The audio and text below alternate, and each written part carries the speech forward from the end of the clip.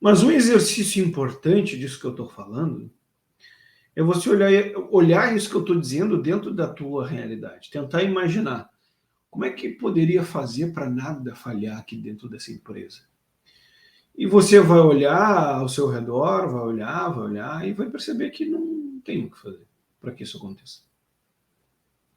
Por quê? Porque, como eu falei que a manutenção ela não é uma disciplina completamente objetiva, porque ela é uma disciplina subjetiva, mesmo que tenha cálculos, métodos e boas práticas, depende muito, enormemente da atuação humana, tanto da atuação humana da operação como a atuação humana da própria manutenção. Então, já por esse motivo, ela já não é uma disciplina exata, ela não é uma disciplina objetiva, ela acaba se tornando uma disciplina subjetiva, que depende muito do contexto, né, e muito da ação das pessoas. Garantir a confiabilidade, garantir a falha zero já é impensável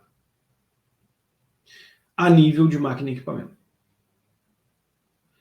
Bom, a gente pode garantir a confiabilidade a nível de processo? Pode, mas no projeto, no redesign, que nem chamava Mowbray.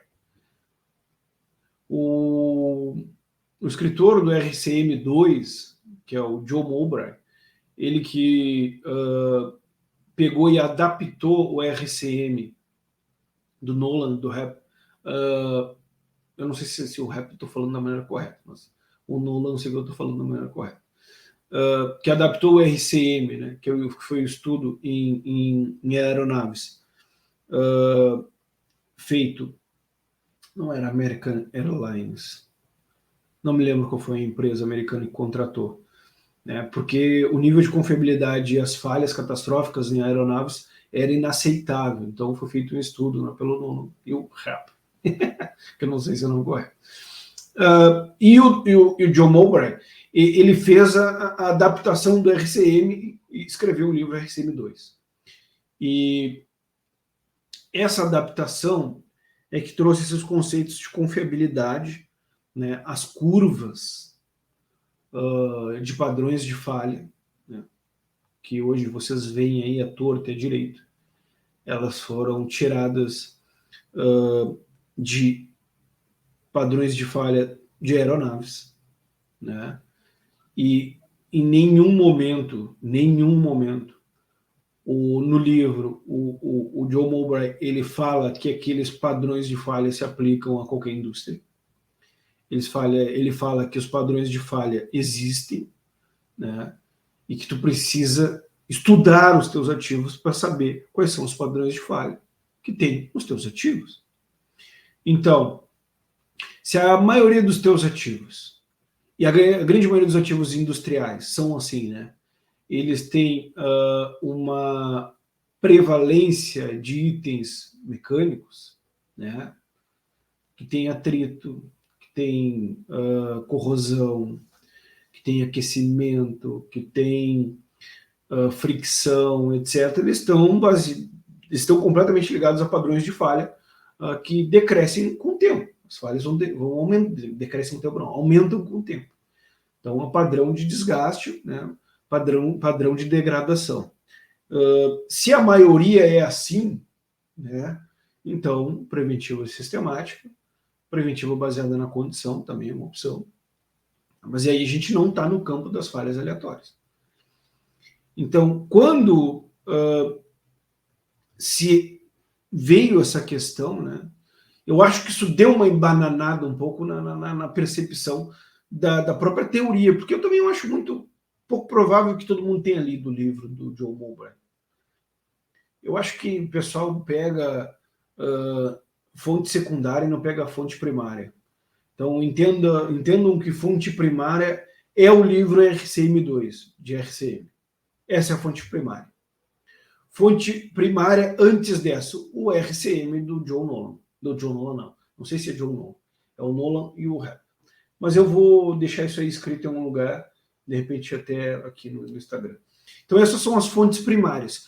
Todo o resto é fonte secundária. Todo artigo, toda a monografia, toda a tese escrita disso é fonte secundária. Então às vezes o cara pega um capítulo e faz uma tese sobre aquilo ali, né? Pega 7 perguntas básicas lá do RCM e faz uma tese sobre aquilo ali, mas ele não tá fundamentado, né, na leitura completa do livro, então ele não está sabendo muito bem a maneira como o John Mowbray estava descrevendo aquelas coisas e as ressalvas que ele fez que estão no próprio livro, né? Então, eu até escrevi agora recentemente, e não sei quando eu vou publicar, ou como que eu vou fazer, mas é justamente essa percepção é uma substituição que o John Mowbray faz no livro, que é não tanto o foco no apelo técnico do equipamento, mas mais no foco da importância do equipamento para o processo, para o negócio da empresa. Então, a gente sabe que todo equipamento ele tem uma necessidade técnica. Todo equipamento tem uma necessidade técnica de manutenção. A gente sabe disso, né? Mas como a importância do equipamento é relativa dentro do negócio, então o que o John Mowbray sugere é que tu foque nessa importância relativa e não na relevância técnica. Para te não tratar equipamentos classe C igual tu trata equipamentos classe A. Isso é uma coisa muito complexa. Mas é uma virada em termos de gestão de manutenção violenta. E a grande maioria da pessoa que teorizaram isso posteriormente, que são as fontes secundárias, eu acho que tomaram isso como verdade em todas as situações, né? E a coisa não é bem assim. Então, não é uma verdade em todas as situações. E ainda mais hoje, que a gente já não tem mais um sistema, em muitas indústrias, né? Indústrias de transformação, tu já não tem mais um sistema de produção em série, tu tem um sistema de produção em lote, então, onde a criticidade dos equipamentos muda. Então, o equipamento que era classe C virou classe A, o equipamento que era classe B virou classe C, o equipamento que era classe C virou classe B, o equipamento que era classe 0 virou classe A. E aí como é que depois que tu travou essa tua teoria, né, que é uma criticidade, quando lá na aula no clube que eu dou a aula sobre criticidade de equipamentos, eu falo que quando determina a criticidade do equipamento, tu está dizendo que esses equipamentos, tu está definindo uma criticidade estática, não uma criticidade dinâmica. Então, pode ser que o equipamento que hoje é classe C, daqui a um mês ele se torne classe A dentro da produção que está acontecendo no momento. Porque o produto está mudando, isso que as pessoas têm que se atentarem. Quando eu fixo uma criticidade, e vou lá e digo, cheguei numa conta lá, 20% dos meus ativos são classe A, 50% são classe B, né? 30% são classe C. E eu vou montar uma estratégia de manutenção. Esse é o trabalho do gerente de manutenção. Né? Quando ele assume o cargo, definir as suas questões. Mas não só isso. Então ele define que vai usar a manutenção, sensores online, preditiva, detectiva, plano preventivo, etc. E os equipamentos classe C é manutenção corretiva. Não quer nem saber, que se dá. Só que aí muda a produção. Muda a produção, muda a prioridade das máquinas, mudando a prioridade das máquinas, e agora o que tu faz? Os equipamentos que eram classe C agora viram classe A, algum deles, e estão tudo quebrando, porque tu não deu manutenção preventiva neles. Então isso não é uma irrealidade, isso é a realidade. Então, uma teoria, isso eu quero que vocês entendam. O lançamento para o primeiro livro do John Mowbray foi em 1991. Até hoje não tem tradução no Brasil, né? Mas para te ver, todo mundo fala do RCM2, mas não tem tradução no Brasil. 1991. 2001, 2021, a gente já faz 20 anos aí, né? Não, 20 anos, 20 anos. Não, 30 anos. 30 anos. Pô, eu tenho 30 anos e eu estou fazendo conta nas mãos e erro ainda, né, cara? Eu nasci em 91. Então, quando eu nasci, ele lançou o livro, né? Só que o livro do Nolan, que é o RCM mesmo, é de 71. Né? Bom, aí já vai uns 50 e poucos, 60 anos. A indústria mudou violentamente em 50 anos. Mudou completamente. Então, eu quero que vocês entendam que algum rapaz uma vez me perguntou como é que eu me torno um especialista em manutenção, etc. Então, tu te torna um especialista em manutenção estudando manutenção, não só a questão das técnicas, das melhores práticas, das metodologias, mas também a história da manutenção, os principais expoentes, etc. Assim que tu te torna especialista e fazendo isso por muito tempo, muitos anos. Então, a mudança do contexto operacional, a mudança do sistema de produção muda tudo nesse sentido de criticidade.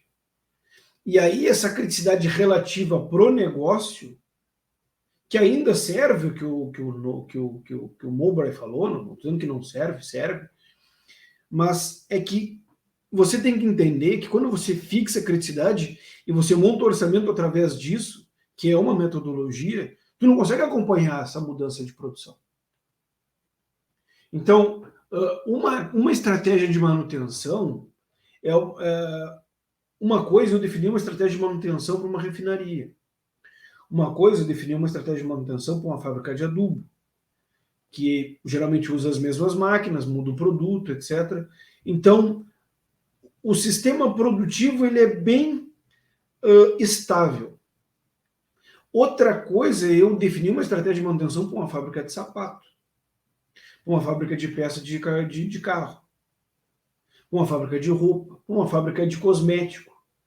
É completamente diferente. Então, talvez não seja a melhor ideia tu fixar as criticidades. E talvez essa abordagem de tu começar a olhar a prioridade relativa das máquinas, né, para a importância do negócio, não seja a melhor abordagem. Talvez tu vai ter que ficar no apelo da parte técnica mesmo. Se o equipamento pede para fazer isso, tu faz isso, independente se ele é importante para o negócio ou não. E aí as pessoas vão dizer, bom, mas aí eu vou estourar os custos. Quem disse que tu vai estourar os custos? Tu não tem parâmetro nenhum, tu nunca fizeste orçamento nenhum, ou se tu fez, tu nunca cruzou com o teu próprio orçamento. Quem disse que o orçamento que está tendo hoje é o melhor? Então, na realidade, quando a gente toma essa decisão, a gente não está baseado em orçamento nenhum, a gente está baseado em teoria. E muito provável teoria de quem não cursou nada. Então, uma mensagem também que fica dessa nossa conversa é não negligencie a necessidade técnica do equipamento por causa da classe da criticidade dele. E eu acho que o cara tem que ser já meio iniciado nos estudos de manutenção, engenheiro de manutenção, pós em manutenção, engenheiro de, sei lá, conformidade de manutenção, já fez alguma pós aí, está trabalhando na área, para tentar entender o que eu estou falando. O cara que não estudou nada ainda não vai entender. Mas vai precisar estudar. Porque é o que vocês estão vendo na área, é o que eu vejo também na área. Não é tão simples tu classificar a classe A, B, C, não é. Então está variando direto porque está mudando o sistema de produção. Em todos os lugares isso está acontecendo. Então não tem como fugir.